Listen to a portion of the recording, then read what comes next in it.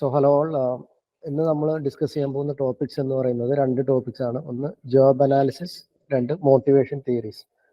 അപ്പോൾ from the word meaning നിന്ന് നമുക്ക് മനസ്സിലാവും എന്താണ് ജോബ് അനാലിസിസ്. നമ്മൾ ആ ജോബിനെ അനലൈസ് ചെയ്യാണ്. എന്തിനു വേണ്ടിയാണ് അനലൈസ് ചെയ്യുന്നത്? ആ പെർട്ടിക്കുലർ ജോബ് ഫിനിഷ് ചെയ്യാനായിട്ടുള്ള എന്തൊക്കെ ടാസ്കുകളാണുള്ളത്, അല്ലെങ്കിൽ ആരാണ് അത്, നമ്മൾ ആർക്കാണ് റിപ്പോർട്ട് ചെയ്യേണ്ടത്, അത് എന്തൊക്കെ റെസ്പോൺസിബിലിറ്റീസ് ആണ് പെർട്ടിക്കുലർ ആൾ ചെയ്യേണ്ടത്, പിന്നെ ആ പെർട്ടിക്കുലർ ജോബ് ഫിനിഷ് ചെയ്യാനായിട്ടുള്ള കോമ്പിറ്റൻസീസും സ്കിൽസും എന്തൊക്കെയാണ് വേണ്ടത്. അപ്പോൾ അതാണ് ജോബ് അനാലിസിസ് എന്നുകൊണ്ട് നമ്മൾ ഉദ്ദേശിക്കുന്നത്. അപ്പോൾ job analysis means we are gathering some information in a variety of ways. അപ്പോൾ ബേസിക്കലി നമ്മൾ 5 ടൈപ്പ് ഓഫ് മെത്തേഡ്സ് ആണ് യൂസ് ചെയ്യുന്നത് ഈ പറയുന്ന ഇൻഫർമേഷൻസ് കളക്ട് ചെയ്യാനായിട്ട്. ഒന്ന് observations, then interviews, then questionnaires and specialized methods of analysis. അപ്പോൾ ഈ ഒരു 5 മെത്തേഡിൽ കൂടെയാണ് നമുക്ക് വേണ്ട ഇൻഫർമേഷൻസ് നമ്മൾ കളക്ട് ചെയ്യുന്നത്.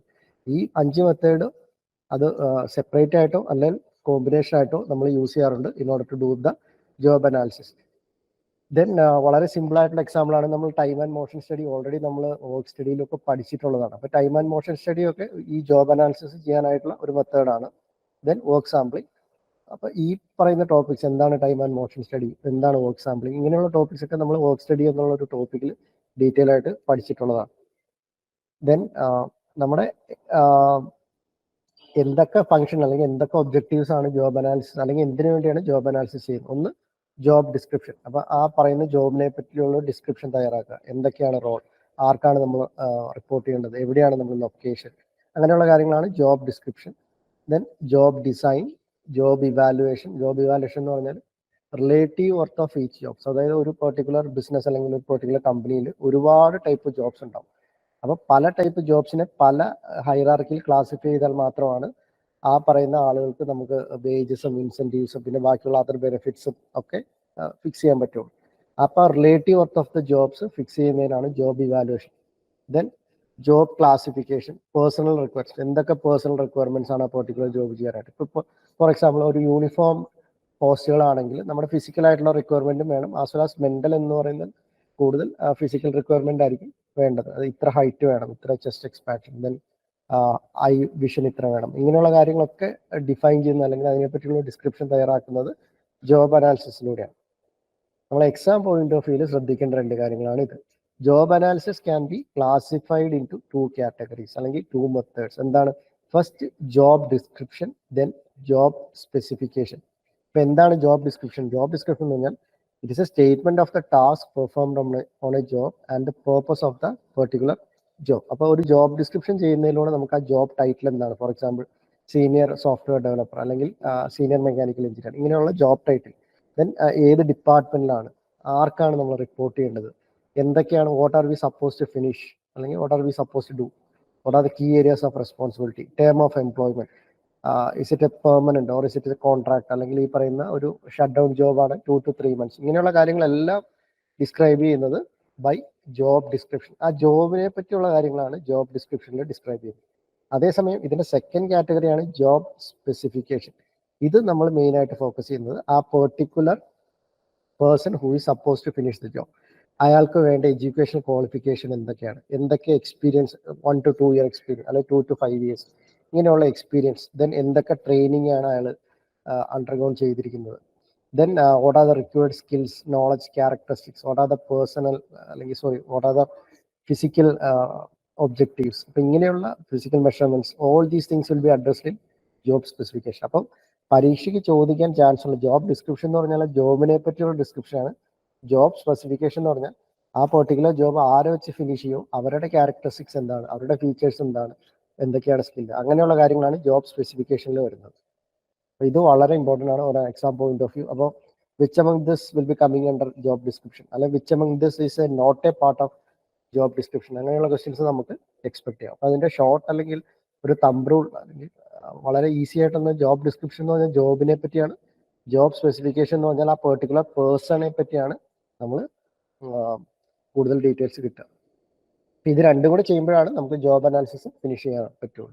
എന്തൊക്കെയാണ് job description plus job specification. അപ്പോൾ ഇതൊരു ഇ കൊമേഴ്സ് എക്സിക്യൂട്ടീവിന് വേണ്ട ജോബ് അനാലിസിസ് ചെയ്തിട്ടുള്ള ഒരു ഒരു ഇൻഫർമേഷൻ ആണ്. അപ്പോൾ നമുക്ക് നോക്കിയാൽ company XYZ position e-commerce executive, industry e-commerce, then where is a location will be in Mumbai, എന്താണ് duties and responsibilities, what is a job type, full time, then working time, shift എത്രയാന്നുള്ള കാര്യങ്ങൾ. അപ്പോൾ ഇത്രയും കാര്യങ്ങളാണ് ജോബ് ഡിസ്ക്രിപ്ഷനിൽ വന്നത്. അത് ജോബ് സ്പെസിഫിക്കേഷനിലാണെങ്കിലോ അതിന് വേണ്ട മിനിമം എഡ്യൂക്കേഷൻ ക്വാളിഫിക്കേഷൻ 12th ഡിഗ്രിയാണ്. എന്താണ് experience, 1 to 2 years of experience is required. Then what are the skills, computer proficiency, English communication, then ability to work under pressure, analytical abilities, ഇങ്ങനെയുള്ള കാര്യങ്ങളാണ് skills. Salary as per the company standards. അപ്പം job description എന്ന് പറഞ്ഞാൽ ജോബിനെ പറ്റിയാണ്, job specification എന്ന് പറഞ്ഞാൽ ആ particular പേഴ്സണിനെ പറ്റിയാണ്, who is supposed to finish the job. Next we will move on to motivation theories. അപ്പോൾ എന്താണ് മോട്ടിവേഷൻ, അതിന്റെ ഇമ്പോർട്ടൻസ് ഒക്കെ എന്താണെന്ന് എല്ലാവർക്കും അറിയാം. എന്താണ് motivation? It is a force that drives employees to work towards individual as well as organizational goals. Then it is a continuous process and managers use motivation theories to improve productivity, profits, employee retention rates, employee satisfaction levels. അപ്പോൾ ഇങ്ങനെയുള്ള കാര്യങ്ങളൊക്കെ address ചെയ്യാനായിട്ട് motivation തിയറീസും senior managers, senior HR managers ഒക്കെ use ചെയ്യാറുണ്ട്. So another main important or objective of motivation theory is to discover what factors drive individuals to work towards a goal or an outcome, be it an individual or be it an organizational goal. അപ്പോൾ എന്താണ് ആ particular പേഴ്സണെ excite ചെയ്യുന്ന motivational factor, അത് identify ചെയ്താൽ മാത്രമാണ് നമുക്ക് ആ പെർട്ടിക്കുലർ ഫാക്ടർ കൊടുത്ത് അയാൾക്കെ കൊണ്ട് കൂടുതൽ പ്രൊഡക്റ്റീവ് ആയിട്ടുള്ള വർക്കും നമുക്ക് അങ്ങനെ കമ്പനിയുടെ പ്രോഫിറ്റും ഒക്കെ കൂട്ടാൻ പറ്റുകയുള്ളൂ. അപ്പോൾ അതും ഒരു മോട്ടിവേഷൻ തിയറി അറിഞ്ഞാൽ മാത്രമാണ് ഏത് ഫാക്ടറാണ് അയാളെ എക്സൈറ്റ് ചെയ്യിക്കുന്നതെന്ന് നമുക്ക് ഫൈൻഡ് ഔട്ട് ചെയ്യാൻ പറ്റും. ഇത് ബേസിക്കലി ചെയ്യുന്നത് HR, ഹ്യൂമൻ റിസോഴ്സ് ഡിപ്പാർട്ട്മെന്റ് ആണ്. Then different motivational theories are available. അതിൽ ഏറ്റവും ഇമ്പോർട്ടൻ്റ് ആയിട്ടുള്ള 3 തിയറീസ് ആണ്. Maslow's theory of hierarchical needs, Herzberg 2-factor theory, McGregor's theory X and theory Y. പിന്നെ വേറെ 2 കമ്പാരിറ്റീവ്ലി ഇമ്പോർട്ടൻ്റ് അല്ലാത്ത 2 തിയറീസുകളുണ്ട്. പക്ഷെ നമ്മൾ ഈ 3 തിയറീസും നിർബന്ധമായിട്ട് പഠിച്ചിരിക്കണം. അതിൻ്റെ അകത്ത് 80% ക്വസ്റ്റ്യൻ വരാൻ ചാൻസ് ഉള്ള തിയറിയാണ് Abraham Maslow's theory of hierarchical needs. ഇത് വളരെ വളരെ ഇമ്പോർട്ടൻ്റ് ആണ്, ഈ ഫസ്റ്റ് തിയറി. ഇതാണ് എബ്രഹാം മാസ്ലോയുടെ പിക്ചർ. അപ്പം ഇദ്ദേഹം എന്താ ചെയ്തതെന്ന് വെച്ചാൽ ബേസിക്കലി 5 ഹൈറാർക്കിയൽ ക്ലാസിഫിക്കേഷൻ നടത്തി ഓരോ നീഡ്സിനെ. അപ്പോൾ ഏറ്റവും ബേസ് ഇത് വേണമെങ്കിൽ ചോദിക്കാം, which need will be coming under the bottom of Abraham Maslow's hierarchical need അല്ല ഹൈറാർക്കിയൽ ട്രയാങ്കിൾ എന്നൊക്കെ ചോദിക്കാം. ഏറ്റവും ബോട്ടം വരുന്ന ഫിസിയോളജിക്കൽ നീഡ്സും ഏറ്റവും ടോപ്പിൽ വരുന്ന സെൽഫ് ആക്ച്വലൈസേഷൻ. അപ്പോൾ എന്താണ് ഫിസിയോളജിക്കൽ നീഡ്സ് എന്ന് പറഞ്ഞാൽ നമ്മുടെ ബേസിക് ആയിട്ടുള്ള ഫുഡ്, വാട്ടർ, ഷെൽട്ടർ അങ്ങനെയുള്ള കാര്യങ്ങളാണ് ഫിസിയോളജിക്കൽ നീഡ്. ദെൻ അതിന് ശേഷമാണ് സേഫ്റ്റി. അപ്പോൾ നമ്മൾ വൺസ് ഈ ഫിസിയോളജിക്കൽ നീഡ് സാറ്റിസ്ഫൈ ചെയ്താൽ നെക്സ്റ്റ് നമ്മളെ എക്സൈറ്റ് ചെയ്യുന്നത് സേഫ്റ്റി നീഡ്സ് ആയിരിക്കും. Then love and belonging, then self-esteem, self-actualization. അപ്പോൾ ഈ 5 കാറ്റഗറീസിലാണ് എബ്രഹാം മാസ്ലോ ഈ പറയുന്ന ഇതിനെ ഡിവൈഡ് ചെയ്തിരിക്കുന്നത്.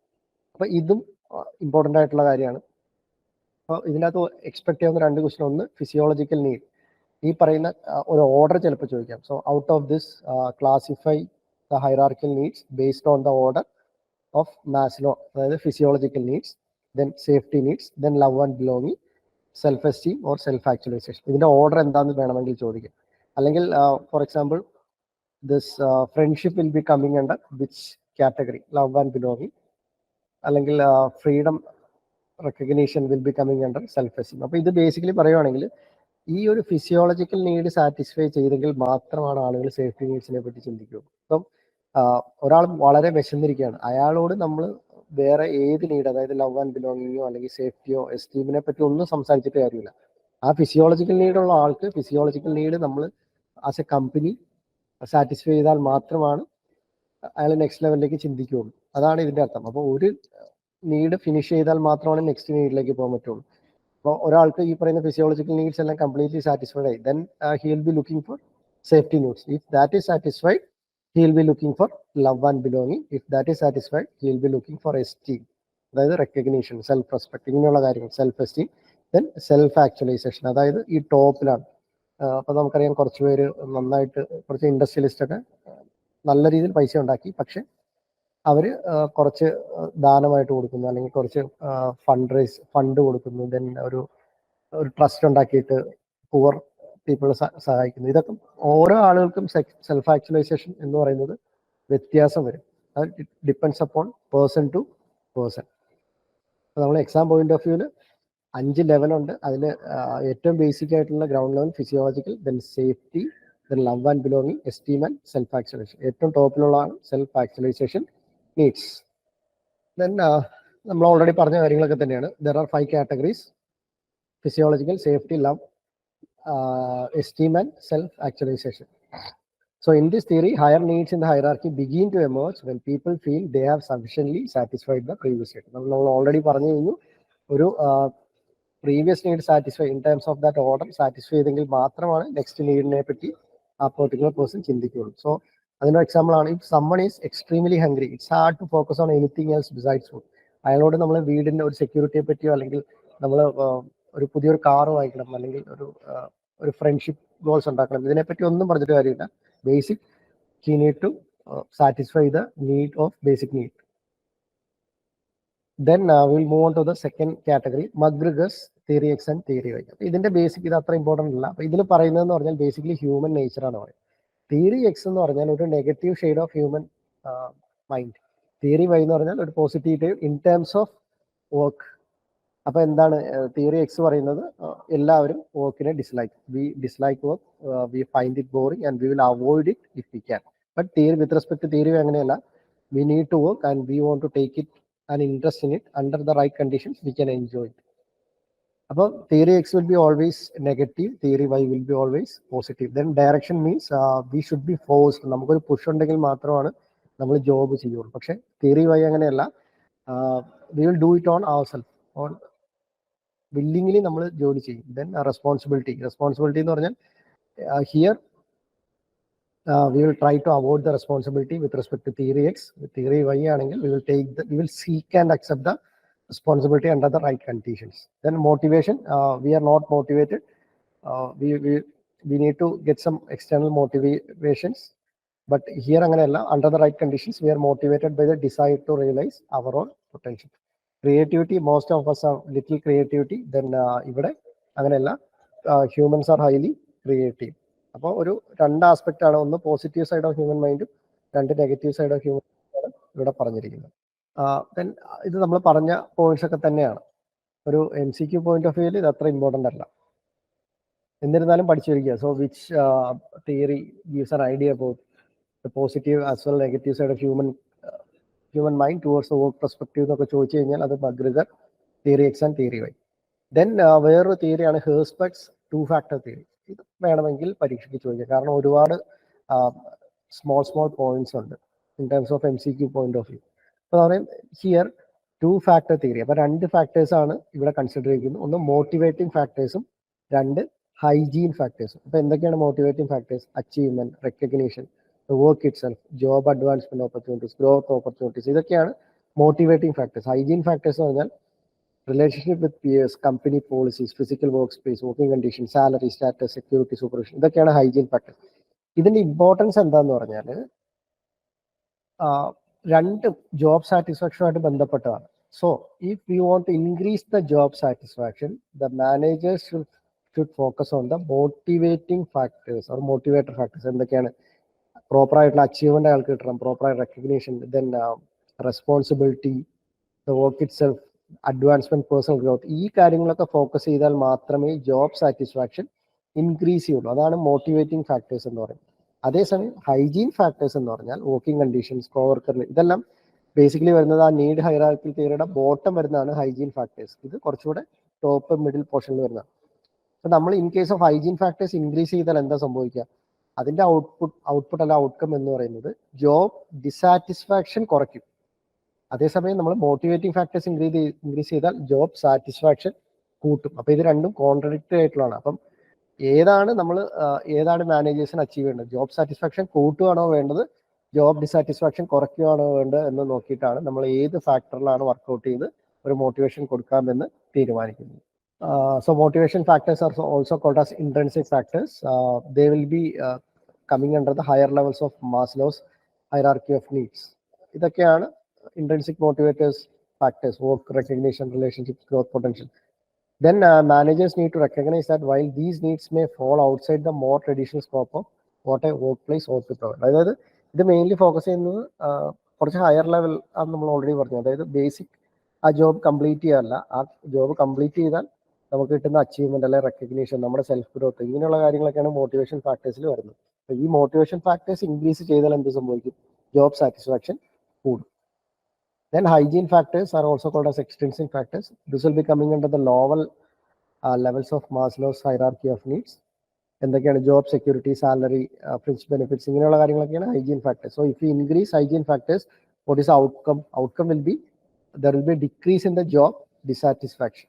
അത് വേണമെങ്കിൽ ഒരു MCQ ആയിട്ട് ചോദിക്കാം. So if you want to reduce job dissatisfaction, what factors should be included or what factors should be considered? പക്ഷേ അത് വേണമെങ്കിൽ ഒരു PSC പോയിന്റ് ഓഫ് വ്യൂവിൽ ഒരു കോൺട്രാക്റ്റീവ് സ്റ്റേറ്റ്മെന്റ് ആണ്. ബേസിക്കലി നമ്മൾ കൊടുക്കുകയാണെങ്കിൽ ഒരു ഒബ്ജക്റ്റീവ് എടുക്കുകയാണെങ്കിൽ ഒന്ന് ജോബ് സാറ്റിസ്ഫാക്ഷൻ കൂട്ടുന്നു, മറ്റ് ജോബ് ഡിസാറ്റിസ്ഫാക്ഷൻ കുറയ്ക്കുന്നു. അപ്പം രണ്ടും ഏറെക്കുറെ സിമിലർ ആയിട്ട് വരുന്ന ഒരു ടോപ്പിക്കാണ്.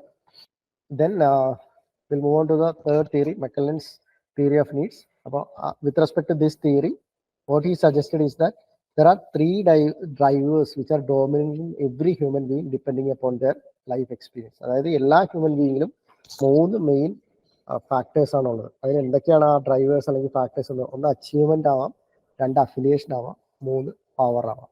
അപ്പൊ എല്ലാവർക്കും വ്യത്യാസപ്പെടും. അപ്പൊ അച്ചീവ്മെന്റും പവർ എന്നൊക്കെ പറയുന്നത് ഒരു പവർ ആഗ്രഹിക്കുന്ന വ്യക്തിയാണ്. പക്ഷെ അതേസമയം ചില ആളുകളുണ്ട്, അയാൾക്ക് പവറിനോടോ അല്ലെങ്കിൽ അച്ചീവ്മെന്റിനോടോ വലിയ താല്പര്യം ഉണ്ടാവില്ല, മറ്റുള്ളവരുമായിട്ട് ഒരു കോഡിയലായിട്ട് വർക്ക് ചെയ്ത് വർക്ക് ഫിനിഷ് ചെയ്യണം എന്നുള്ളതാണ്. അപ്പൊ അഫിലിയേഷൻ, അതാണ് അഫിലിയേഷൻ വരുന്നത്. ചില ഓരോരുത്തർക്കും നമ്മുടെ പ്രയോറിറ്റീസ് വ്യത്യാസം. ചില ആളുകൾക്ക് പവർ ആയിരിക്കാം വേണ്ടത്, ചില ആളുകൾക്ക് അച്ചീവ്മെന്റ് ആയിരിക്കാം വേണ്ടത്. Power in the sense more than monetary benefits, ആ പവർ ആയിരിക്കും വേണ്ടത്. ഇതൊക്കെ ഏത് പേഴ്സണ് ഏത് ഡ്രൈവറാണ് ഇമ്പോർട്ടൻ്റ് അല്ലെ പ്രീഡോമിനന്റ് എന്ന് കണ്ടുപിടിച്ചാൽ നമുക്ക് അയാളെ പ്രോപ്പറായിട്ട് മോട്ടിവേറ്റ് ചെയ്യാൻ പറ്റും. അതാണ് മക്കല്ലൻസ് തിയറി ഓഫ് നീഡ്സ് വഴി, അല്ലെങ്കിൽ ഇതിനെ also known as achievement theory എന്നൊക്കെ പറയും. ഇതൊന്നും അത്ര ഇമ്പോർട്ടൻ്റ് അല്ല. Then incentive theory. Incentive theory എന്ന് പറയുന്നത് ഈ പറയുന്ന ഒരു ഇൻസെന്റീവ് കൊടുത്താൽ അത് it can be monetary as well as non monetary. പൈസയായിട്ട് ബന്ധപ്പെട്ടതോ അല്ലെങ്കിൽ പൈസയായിട്ട് ബന്ധപ്പെട്ടല്ലാത്തതോ. ഇത് കൊടുത്തു കഴിഞ്ഞാൽ ഒരു മോട്ടിവേഷൻ മറ്റുള്ളവർ അല്ലെങ്കിൽ എംപ്ലോയീസിന് ഉണ്ടാവും എന്നാണ് ഇൻസെന്റീവ് തിയറി പറയുന്നത്. അപ്പോൾ എന്തൊക്കെയാണ് ഇൻസെന്റീവ്സ്? ഒരു മോണിറ്ററി ബോണസ് കൊടുക്കാം, അല്ലെങ്കിൽ അയാൾ ഒന്ന് അഭിനന്ദിച്ചാൽ ചിലപ്പോൾ അയാൾ മോട്ടിവേറ്റഡ് ആവാം. Then employee of the month, then training and education. ഇപ്പോൾ ഒരു പ്രൊമോഷൻ കിട്ടിക്കഴിഞ്ഞാൽ ഒരു മോട്ടിവേഷൻ കിട്ടും. സാലറി ഓർ വേജേജ്, പെയ്ഡ് വെക്കേഷൻ, ഇതെല്ലാം as A part of incentive. If you do this we can motivate others. ഇതൊക്കെയാണ് മോട്ടിവേഷൻ തിയറീസ്. Basically 5 theories. അതിൽ ആദ്യത്തെ 3 വളരെ ഇമ്പോർട്ടൻ്റ്. അതിൽ ഏറ്റവും important Abraham Maslow's need hierarchy theory. അതിൽ നിന്നായിരിക്കും കൂടുതൽ ക്വസ്റ്റ്യൻസ് നമുക്ക് എക്സ്പെക്ട് ചെയ്യാൻ പറ്റുക. Then performance reward system. എന്തൊക്കെയാണ് performance? Basically it is classified into 4 classifications. ഒന്ന് monetary benefits, 2 non monetary. Monetary എന്ന് പറഞ്ഞു കഴിഞ്ഞാൽ കംപ്ലീറ്റ്ലി റിലേറ്റഡ് ടു മണി. അപ്പോൾ അപ്പാർട്ട് ഫ്രം ദ സാലറി കൂടാതെ ആ കമ്പനി അല്ലെങ്കിൽ ആ പെർട്ടിക്കുലർ പ്രൊജക്ട് ഒരു 1 crore പ്രോഫിറ്റ് ഉണ്ടാക്കി, ആ പ്രോഫിറ്റിന്റെ 50% പ്രൊജക്റ്റായിട്ട് അസോസിയേറ്റ് ചെയ്ത് എല്ലാ എംപ്ലോയീസിനും ഷെയർ ചെയ്യാം. That's A type of performance reward system. ആ എംപ്ലോയീസ് ഉള്ളതുകൊണ്ടാണ് നമുക്ക് ആ പ്രോഫിറ്റ് കിട്ടിയത്. അപ്പോൾ അതിന്റെ 50% എംപ്ലോയീസിന് തന്നെ റീഡിസ്ട്രിബ്യൂട്ട് ചെയ്യാം. So that's A kind of monetary performance reward system. Then non monetary benefits. ഇപ്പോൾ ഒരു ഫ്ലെക്സിബിൾ വർക്ക് ഷെഡ്യൂൾ. ഇപ്പോൾ ഒരു 3 days വീട്ടിൽ നിന്ന് ജോലി ചെയ്യാം, 2 days ഓഫീസിൽ വന്ന് ജോലി ചെയ്താൽ മതി. അതൊക്കെ ഒരു നോൺ മോണിറ്ററി ബെനിഫിറ്റ്സ് ആണ്. Then assistance. ഇപ്പോൾ ഒരു ഹെൽത്ത് ക്ലബ് മെമ്പർഷിപ്പ് നമ്മൾ കൊടുക്കുന്നു. So it will help to improve physical as well as mental health. അപ്പോൾ അങ്ങനെ പല പല അസിസ്റ്റൻസ് കൊടുക്കാം. ദെൻ റെക്കഗ്നീഷൻ, ഒരു അഭിനന്ദനമാവാം. For example in certain companies it is called as employee of month. അപ്പോൾ എംപ്ലോയി ഓഫ് മന്ത് കിട്ടുമ്പോൾ എന്താ, അയാൾക്കും ഒരു പെർഫോമൻസ് റിവാർഡ് കിട്ടി, അതേസമയം മറ്റുള്ളവർക്കും ഒരു മോട്ടിവേഷൻ. ഞാൻ നെക്സ്റ്റ് മന്തിൽ നന്നായിട്ട് വർക്ക് ചെയ്താൽ I can be the employee of month. ആ ഒരു കൺസെപ്റ്റിലാണ് ഇങ്ങനത്തെ പെർഫോമൻസ് റിവാർഡ് സിസ്റ്റംസ് ഒക്കെ കൊടുക്കുന്നത്. ദെൻ നമുക്ക് കുറച്ച് MCQs നോക്കാം. So who is considered as the father of motivational theories? അപ്പോൾ options McGregor, FW Taylor, Henri Fayol, then Maslow. So Maslow's need hierarchy theory is considered as the base theory of motivational theories, and he is considered as the father of motivational theories. First question answer Maslow. Then who introduced the theory of achievement? Achievement നമ്മൾ പറഞ്ഞു, there are 3 drivers: achievement, affiliation and power. അതാരാണ് introduce ചെയ്തത്? അത് introduce ചെയ്തത് McClelland ആണ്. Then McGregor എന്താണ് theory X and theory Y, Herzberg 2 factor theory, Maslow's need hierarchy theory. ഇതും വേണമെങ്കിൽ നമുക്ക് എക്സ്പെക്ട് ചെയ്യാവുന്ന ഒരു ക്വസ്റ്റൻ ആണ്. Then the lowest order of Maslow's need hierarchy theory എന്തൊക്കെയാണ്? സെൽഫ് എസ്റ്റീം ഉണ്ട്, സെൽഫ് ആക്ച്വലൈസേഷൻ ഉണ്ട്, സെക്യൂരിറ്റി ഉണ്ട്, physiological needs. So physiological needs അല്ലെങ്കിൽ ബേസിക് നീഡ്സ് ആണ് ആ പറയുന്ന ലോവസ്റ്റ് ഓർഡർ. ഹയസ്റ്റ് ഓർഡർ ഏതാണ്? Self actualization. So a written description of what work an employee does, how it is done, and the conditions which the work is done, it is known as job description. നമ്മൾ ഓൾറെഡി പറഞ്ഞു job description എന്ന് പറയുന്നത് ആ particular job, next part എന്ന് പറഞ്ഞാൽ ആ particular person who is suppose to finish the job. Then which one of the following items is a not a part of job specification. ഇപ്പോൾ ജോബ് സ്പെസിഫിക്കേഷൻ എന്ന് പറഞ്ഞാൽ എന്താണ്? ആ പെർട്ടിക്കുലർ പേഴ്സണിന്റെ ക്യാരക്ടറിസ്റ്റിക്സ് വെച്ചിട്ടുള്ളതാണ്. അപ്പോൾ ഇവിടെ ആൻസർ എന്ന് പറയുന്നത് ലൊക്കേഷൻ ആണ്. Location will be coming under എവിടെയാണ്? ജോബ് ഡിസ്ക്രിപ്ഷനിലാണ് നമ്മൾ ലൊക്കേഷൻ വരിക. ബാക്കിയെല്ലാം ജോബ് സ്പെസിഫിക്കേഷൻ. ഇതൊരു ചെറിയ മിസ്റ്റേക്ക് ഞാൻ കറക്റ്റ് ചെയ്ത് അയച്ചു. ഹെൻറി ഫയോൾ അല്ല.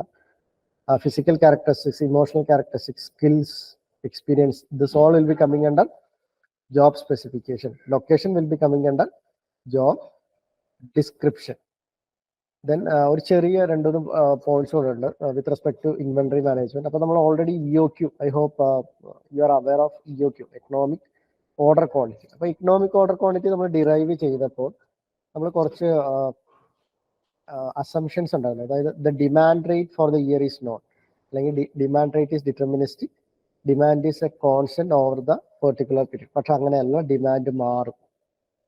Then there is no time gap between placing an order and receiving its supply. അതായത് ഇമ്മീഡിയറ്റ്ലി നമ്മളൊരു ഓർഡർ കൊടുത്താൽ on the very next time we will be getting that order. So lead time is equal to 0. അത് അങ്ങനെയല്ല, നമുക്കറിയാം practically അങ്ങനെയല്ല.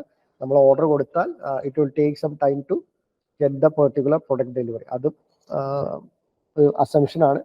Then there is no quantity discount, that is price will be always fixed. പക്ഷെ അങ്ങനെയല്ല, പ്രൈസും fix ചെയ്യാൻ പറ്റില്ല. അപ്പൊ ഈ 3 മെയിൻ കാറ്റഗറീസ് ആണ് നമ്മൾ അസംഷൻസ് ആയിട്ട് കൺസിഡർ ചെയ്യുന്നത്. 1 demand is constant, 2 lead time equal to 0, 3 price is fixed. But practically അത് ഒരിക്കലും ഫീസിബിൾ അല്ല.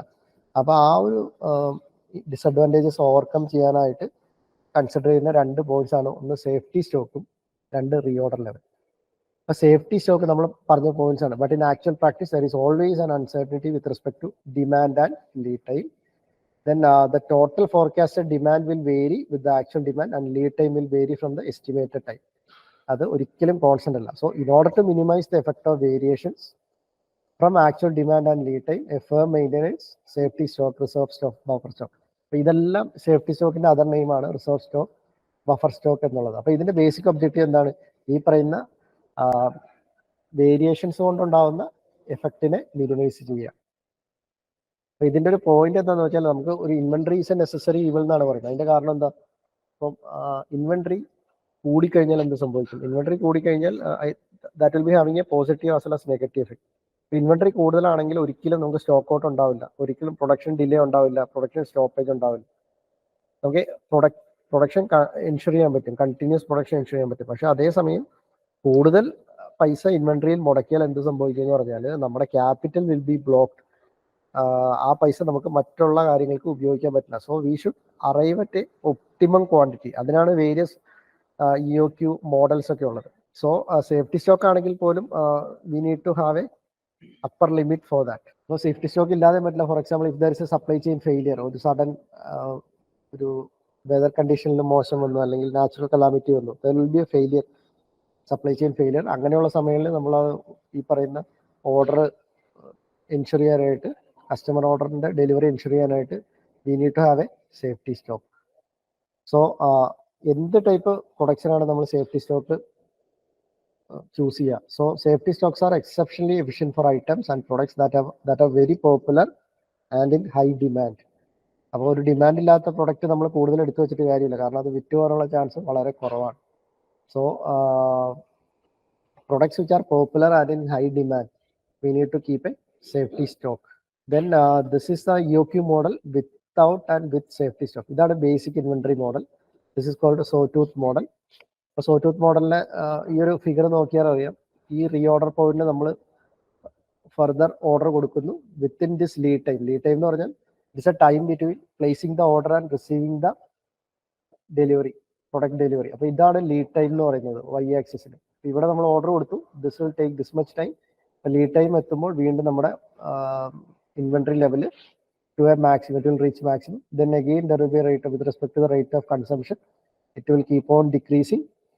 ഈ പെർട്ടിക്കുലർ റീഓർഡർ പോയിന്റിൽ എത്തിക്കഴിയുമ്പോൾ വീണ്ടും നമ്മൾ ഓർഡർ കൊടുക്കുന്നത് ആ within the lead time we will get the order and the inventory will reach the maximum level. അതാണ് ബേസിക് ഇൻവെന്ററി മോഡൽ. ഇവിടെ നമ്മൾ നോക്കിയാൽ അറിയാം, ഈ ഒരു എക്സ് ആക്സിസിന് നമ്മളൊരു സേഫ്റ്റി സ്റ്റോക്ക് എന്നുള്ളൊരു കൺസെപ്റ്റൂടെ കൊണ്ടുവന്നിട്ട് നമ്മൾ എക്സ്ട്രാ സ്റ്റോക്കിൻ്റെ കൂടെ ഒരു സേഫ്റ്റി സ്റ്റോക്ക് നമ്മൾ കരുതും. പക്ഷേ നമ്മൾ ഈ പറയുന്ന വിത്ത് റെസ്പെക്ട് ടു കൺസംഷൻ റേറ്റും റീഓർഡർ പോയിന്റും എല്ലാം കൊണ്ട് ഈ സേഫ്റ്റി സ്റ്റോക്ക് നമ്മൾ in case of sudden failures in supply chain, അല്ലെങ്കിൽ പെട്ടെന്ന് നമുക്ക് പ്രൊഡക്റ്റ് കിട്ടിയില്ല, ഒരു ഡാമേജ് കൊണ്ട് പ്രൊഡക്റ്റ് കിട്ടില്ല, അങ്ങനെയുള്ള സമയങ്ങളിൽ മാത്രമാണ് സേഫ്റ്റി സ്റ്റോക്കിൽ നിന്ന് നമ്മൾ ഐറ്റംസ് എടുക്കുകയുള്ളൂ, അല്ലെങ്കിൽ കൺസംഷൻ സ്റ്റാർട്ട് ചെയ്യുള്ളൂ. അല്ലാത്ത പ്രശ്നം സാധാരണ പോലെ തന്നെ നമ്മൾ പ്രൊഡക്റ്റിന് ഓർഡർ കൊടുക്കുന്നു, it will be in the maximum level. Then with respect to the consumption rate, it will keep on decreasing. At a particular point, again we will give an order. Then after that, it will reach the maximum inventory level. ഇതിങ്ങനെ continuous ആയിട്ട് നടന്നുകൊണ്ടിരിക്കും. Safety stock ഉണ്ടെന്നുണ്ടെങ്കിൽ ഈ പറയുന്ന അൺസർട്ടനിറ്റീസിനെ address ചെയ്യാനായിട്ടാണ് safety stock വേണ്ടത്. So reorder ലെവലും ഈ പറയുന്ന അൺസർട്ടനിറ്റീസിന്റെ എഫക്ട് കുറയ്ക്കാനായിട്ട്. So the reorder point is the minimum number of units A company must have in stock to avoid stock outs and assure the order fulfillment. Then the primary objective of reorder point is to ensure that your company can maintain inventory at a level that consistently meets consumer demand. Consumer demand meet ചെയ്യാനായിട്ട് use ചെയ്യുന്ന രണ്ട് concepts ആണ് safety stock as well as reorder level. ഇത് എന്തിനു വേണ്ടിയാണ്? Objective is to minimise the effect of uncertainties with respect to lead time and other. Then ഇതൊരു previous question ആണ്. Which of the following represent the inventory model with reserve stock അല്ലെങ്കിൽ safety stock? നമുക്കറിയാം ഏതാണ് ഈ ഒരു particular option B ആണ് ഇതിന്റെ answer. ഇവിടെ നമുക്കറിയാം ഒരു പെർട്ടിക്കുലർ സേഫ്റ്റി സ്റ്റോക്ക് എന്നുള്ള ഇതുണ്ട്. ബാക്കിയെല്ലാം സോ ടൂത്ത് മോഡലിന്റെ ഡിഫറെന്റ് മോഡൽസ് ആണ്. ഇതിന്റെ ആൻസർ എന്ന് പറയുന്നത് ബി ആണ്. So with this we have concluded this session. Thank you.